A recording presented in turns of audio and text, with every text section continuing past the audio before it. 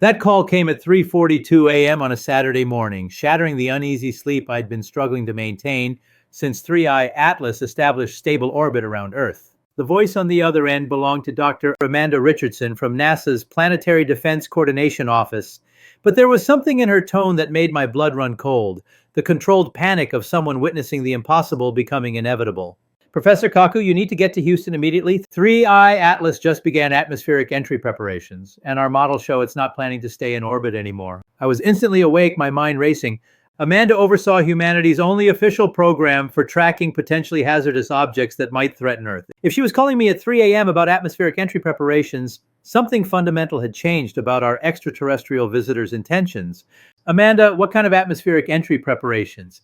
The silence stretched for nearly 40 seconds. When she finally spoke, I could hear keyboards clicking rapidly in the background and the unmistakable tension of an emergency operations center in full activation mode.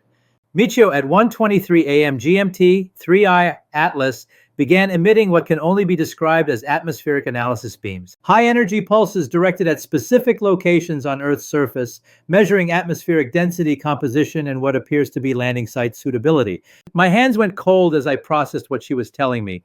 Objects in stable orbit don't analyze atmospheric conditions unless they're planning to leave that orbit and interact directly with the planetary surface. Amanda, are you saying this object is preparing to land on Earth? Professor Kaku, I'm saying that 3i Atlas is conducting the same type of pre-landing reconnaissance that we perform before attempting to land spacecraft on Mars or the Moon. And based on the analysis patterns we're detecting, it's not planning to wait much longer. But let me tell you what NASA doesn't want you to know about 3i Atlas's preparation for direct contact with Earth's surface. I arrived at Johnson Space Center 4 hours later to find the facility in a state of controlled chaos I'd never witnessed before. Scientists who should have been home with their families were manning every computer terminal, running atmospheric models and landing trajectory calculations with the desperate intensity of people trying to predict the unpredictable. Dr. Michael Santos, NASA's mission planning director, met me at the security checkpoint with eyes that hadn't seen sleep in what looked like days. Professor Kaku, what we've observed over the past 18 hours represents a complete shift in 3i Atlas's operational behavior. It's no longer content to observe us from orbital distance. It's preparing for direct surface interaction. He led me to the main operations center where massive displays showed real-time tracking data from 3i Atlas. What I saw there redefined everything I thought I understood about our extraterrestrial visitors' long-term intentions. Michael, show me the atmospheric analysis patterns you've detected. What appeared on the screens was both fascinating and terrifying. 3i Atlas wasn't conducting random atmospheric probes. It was systematically analyzing specific geographic regions with the methodical precision of an intelligence conducting comprehensive landing site evaluation. Professor, the analysis beams are focused on three primary target zones: the Nevada Desert, the Australian Outback, and a remote region of the Sahara. Each location shares specific characteristics that suggest optimal landing requirements. Dr. Santos pulled up detailed analysis of the targeted regions. All three locations were geographically isolated, sparsely populated, and possessed soil composition and atmospheric conditions that would minimize interference with advanced technology operations. Michael, these look like ideal locations for establishing a base of operations rather than conducting brief scientific observations. Exactly, Professor. This isn't reconnaissance for a temporary visit. The analysis pattern suggests 3 Atlas is evaluating sites for permanent surface installations. But the atmospheric analysis was just the beginning of discoveries that would challenge everything we thought we knew about 3i Atlas's mission and its timeline for direct Earth contact. That afternoon, I received a call from Dr. Elena Vasquez at the European Space Agency's Space Situational Awareness Program. Elena's team had been monitoring 3i Atlas's orbital behavior since its arrival at L2, and what she told me sent chills through my entire body. Professor Kaku, we've detected significant changes in 3i Atlas's structural configuration. It appears to be deploying systems that weren't visible during its approach phase. Elena, what kind of systems? Mechanical appendages, Professor. Structures that are extending from the main body in configurations that suggest preparation for atmospheric entry and surface operations. We're essentially watching this object transform from a passive observation platform into an active landing vehicle. She transmitted images that defied comprehension. 3i Atlas wasn't just a static hollow object anymore. It was actively reconfiguring itself, extending what appeared to be landing struts, atmospheric entry heat shields, and surface operation equipment. Elena, how long would this type of reconfiguration typically take? Based on the deployment rate we're observing, full landing configuration should be complete within 72 hours. Professor, we're watching an object prepare for planetary landing in real time. 72 hours. The timeline was becoming terrifyingly specific and immediate. But Elena's observations were just the first indication of something far more complex than simple landing preparations. That evening, I was contacted by Dr. James Morrison from the Department of Defense's Space Surveillance Network. Morrison's clearance granted him access to military tracking data that civilian agencies couldn't access, and what he told me redefined our understanding of 3I Atlas's capabilities. Professor Kaku, I've been authorized to brief you on some observations that have immediate national security implications. Morrison's voice carried the weight of someone dealing with threats that challenged fundamental assumptions about planetary defense. Sir, our deep space monitoring arrays have detected what appears to be surface modification activities at the 3 locations 3I Atlas has been analyzing. Changes to soil composition, vegetation patterns, and electromagnetic signatures that suggest preparation of landing sites from orbital distance. Dr. Morrison, are you saying this object is modifying Earth's surface before landing? Professor, we're documenting terraforming activities conducted from orbit, soil sterilization, atmospheric composition adjustments, and what appears to be installation of technological infrastructure at the target sites. He transmitted classified reconnaissance data that showed the 3 target locations undergoing systematic modification. The changes were subtle but clearly artificial. Geometric patterns in vegetation growth, soil composition alterations that created perfectly circular cleared areas, and electromagnetic anomalies that suggested buried technological installations. Dr. Morrison, how is 3I Atlas accomplishing surface modifications from orbital distance? Professor, that's what concerns us most. The technological capabilities required to conduct precision terraforming from space exceed our understanding of what should be possible. We're dealing with technology that can manipulate planetary surface conditions through methods we don't recognize. But Morrison's briefing contained an even more disturbing element. Sir, analysis of the surface modifications suggests they're not just preparing landing sites. The installations appear designed for extended operations, possibly including life support systems and communication arrays. This isn't preparation for a brief visit. This is infrastructure development for permanent presence. That night, alone in my hotel room near Johnson Space Center, I tried to comprehend the magnitude of what we'd discovered. 3I Atlas wasn't just planning to land on Earth, it was actively preparing the surface for long-term operations that would establish the first confirmed extraterrestrial installations in human history. But the most shocking revelations were yet to come. 3 days after Morrison's briefing, I received a call from Dr. Sarah Chen at the Arecibo Successor Facility in Puerto Rico. Sarah's team operates some of the most sensitive radio telescopes on Earth, and what she told me changed everything we thought we understood about 3I Atlas's preparation timeline. Professor Kaku, we've been monitoring communication signals from 3I Atlas since it began landing preparations. What we've discovered suggests that surface landing is just the first phase of a much larger operation. Sarah, what kind of communications are you detecting? Structured transmissions directed toward deep space, Professor. Not random electromagnetic emissions, but deliberate communications with what appears to be coordination of additional objects approaching our solar system. She sent me signal analysis that defied comprehension. While 3I Atlas had been preparing for Earth landing, it had simultaneously been communicating with sources beyond our solar system, apparently coordinating arrival schedules for additional objects. Sarah, are you suggesting that 3I Atlas is coordinating with other objects? Professor, based on the communication patterns and response signals we're detecting, 3I Atlas appears to be the advance element of a much larger mission. The landing preparations aren't just about establishing Earth presence, they're about preparing infrastructure for additional arrivals. Additional arrivals. The phrase echoed in my mind as I tried to process what that meant for Earth's immediate future. Professor Kaku, deep space monitoring arrays have detected response signals indicating that at least 12 additional objects are currently en route to our solar system. Based on trajectory analysis, they'll arrive within 6 months of 3I Atlas's surface landing. But Sarah's discovery was just the beginning of revelations that would redefine our understanding of Earth's cosmic situation. Yesterday, I received a message on the secure channel that had been established for 3I Atlas communications. The sender was identified as Surface Operations Coordinator, a designation that confirmed our worst fears about the object's intentions. The message was brief but revolutionary. Dr. Kaku, atmospheric entry will commence in 72 hours. Landing site preparation is complete. Surface installation construction will begin immediately following touchdown. Your participation in surface contact protocols is required. I stared at the screen, my mind reeling. They weren't just planning to land on Earth, they expected me to participate in contact protocols at the landing site itself. But the message continued. Dr. Kaku, surface contact represents transition from orbital observation to direct interaction phase. Your role as human liaison will require presence at landing site during initial surface operations. Cooperation will facilitate peaceful integration protocols. My role as human liaison at the landing site. They were expecting me to be present when 3i Atlas touched down on Earth's surface and began whatever operations they had planned. Professor Kaku, surface installation will serve as coordination center for additional arrivals scheduled over the following 6-month period. Earth integration protocols require human collaboration during facility establishment phase. 6 months of additional arrivals. They weren't just landing on Earth. They were establishing Earth as a permanent base of operations for an extended mission involving multiple objects and long-term presence. Dr. Kaku, landing countdown begins at T-minus 72 hours. Your transport to landing site will be arranged through established coordination networks. Participation is essential for successful integration outcomes.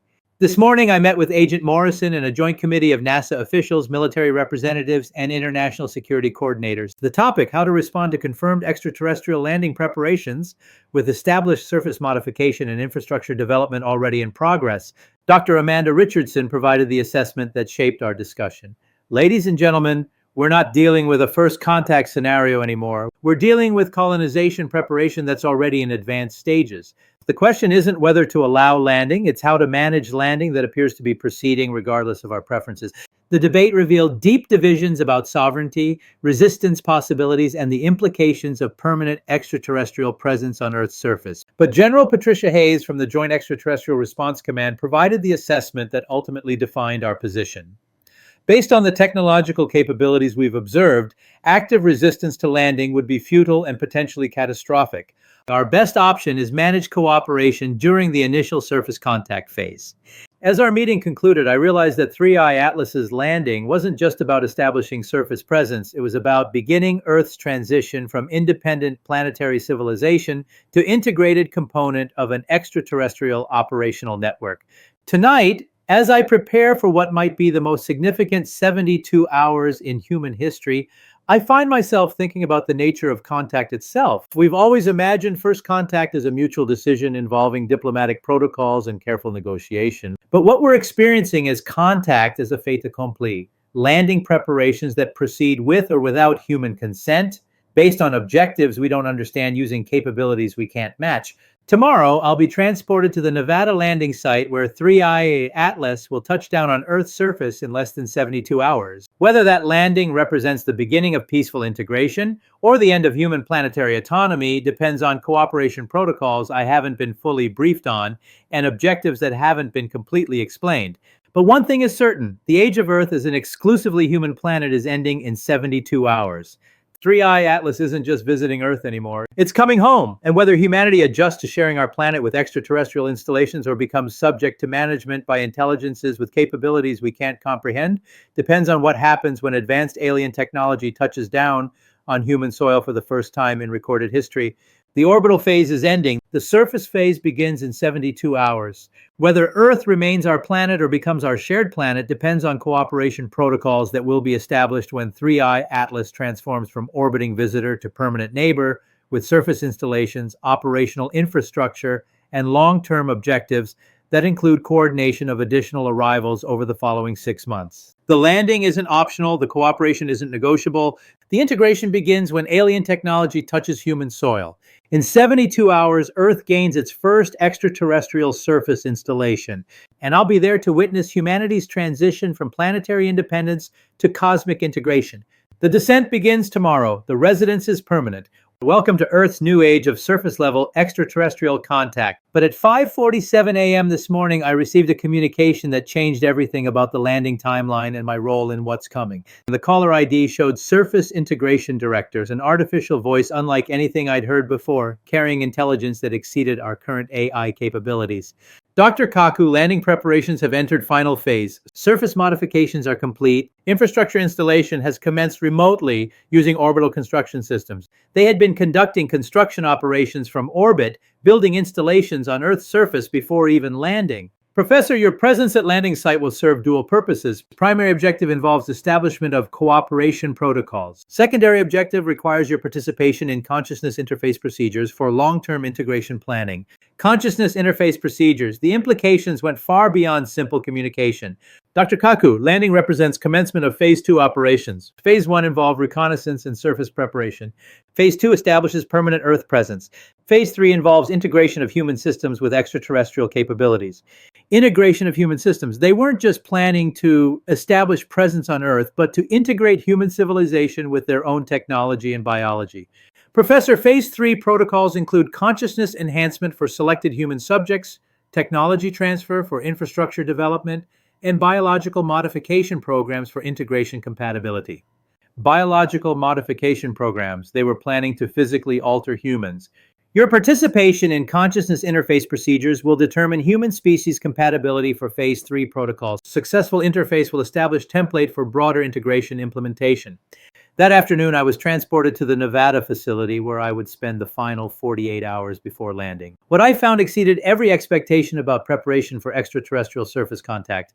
The facility wasn't human architecture. Structures combining familiar design elements with geometric patterns I didn't recognize surrounded a central clearing where 3i Atlas would touch down.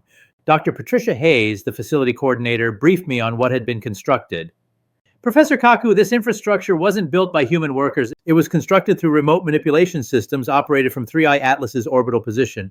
We've been watching alien technology build installations on Earth's surface. She showed me facilities that defied comprehension, power systems operating on unknown principles, communication arrays functioning through quantum entanglement, and life support systems maintaining perfect conditions without visible energy sources. Dr. Hayes, how long has this construction been in progress? The construction began immediately after 3i Atlas achieved orbit. They've been building Earth infrastructure for weeks.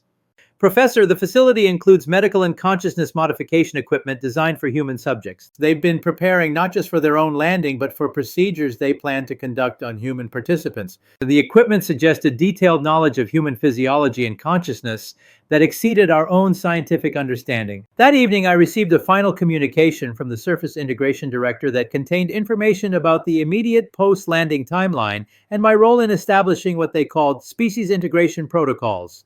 Dr. Kaku, landing sequence will commence at 14:23 GMT tomorrow. Touchdown will occur at coordinates previously transmitted to your device. Your presence at landing site perimeter is required beginning at T-minus 60 minutes. T-minus 60 minutes. In less than 18 hours, I would witness the first confirmed extraterrestrial landing in human history. Professor, initial post-landing operations will focus on establishing communication arrays, deploying scientific equipment, and conducting preliminary human interface procedures. Your participation in interface procedures will commence T plus 120 minutes following successful landing confirmation. T plus 120 minutes. 2 hours after landing, I would undergo consciousness interface with beings that had mastered interstellar travel and demonstrated technological capabilities that exceeded human understanding by centuries. Dr. Kaku, interface procedures will determine human species compatibility for long-term integration protocols. Successful interface will establish template for species-wide consciousness enhancement programs scheduled for implementation over the following 12-month period. Species-wide consciousness enhancement programs. They weren't just planning to modify selected individuals. They were proposing to enhance human consciousness across our entire species over the following year. Professor, landing tomorrow represents transition from preparation phase to implementation phase. Earth integration protocols will accelerate rapidly following successful surface establishment. Your cooperation will determine methodology for global implementation. This morning, as I prepare for the most significant day in human history, I find myself thinking about the nature of integration itself. What we're experiencing isn't gradual contact or careful negotiation. It's systematic preparation for fundamental transformation of human civilization and possibly human nature itself. The consciousness interface procedures, biological modification programs, and species-wide enhancement protocols they've described suggest that 3i Atlas's mission involves not just establishing presence on Earth, but transforming humanity into something compatible with their own civilization and objectives. But the most profound realization is that this transformation has been planned with extraordinary detail and preparation. The surface modifications, construction of human-compatible facilities, and development of species-specific enhancement procedures suggest they've been studying humanity for far longer than we've known they existed. In 14 hours, 3i Atlas will touch down on Earth's surface, at the Nevada facility that has been constructed specifically for this moment. In 16 hours, I'll undergo consciousness interface that could determine the future relationship between humanity and extraterrestrial intelligence. But in that interface, I'll also discover whether human consciousness is compatible with the integration protocols they've developed, whether our species is ready for the enhancement programs they've designed, and whether the transformation they're proposing represents evolution or assimilation. The landing tomorrow isn't just about establishing extraterrestrial presence on Earth. It's about beginning humanity's transition from independent species to integrated component of a civilization that spans multiple worlds and possibly multiple dimensions of consciousness. Whether we emerge from this integration as enhanced humans with expanded capabilities or as modified beings serving purposes we don't fully understand depends on cooperation protocols that will be established when advanced extraterrestrial technology and consciousness interface directly with human subjects. The orbital reconnaissance is complete. The surface infrastructure is prepared. The consciousness interface equipment is calibrated. Tomorrow, at 14:23 GMT, Earth receives its first extraterrestrial surface installation. At 16:23 GMT, humanity begins consciousness integration with intelligences that have mastered technologies we can barely imagine. The question isn't whether we're ready. The question is whether we have the courage to undergo transformation that could represent the next phase of human evolution or the end of human independence. In 14 hours, we find out whether integration means partnership or absorption. But tonight, as I spend my last hours as a purely human consciousness, I realize that whatever happens during tomorrow's interface will determine not just my own future, but the future of human consciousness itself. The landing is tomorrow, the integration begins immediately afterward, and very soon humanity will discover whether consciousness enhancement represents the greatest gift we could receive or the final step in becoming something we no longer recognize as human. The descent begins at 14:23 GMT. The transformation begins at 16:23 GMT. Welcome to humanity's last day as an unmodified species. Tomorrow, everything changes, including what it means to be human. The integration protocols are ready. The enhancement procedures are prepared. The consciousness modification equipment is calibrated. Are we ready to become something more than human? In 14 hours, we find out.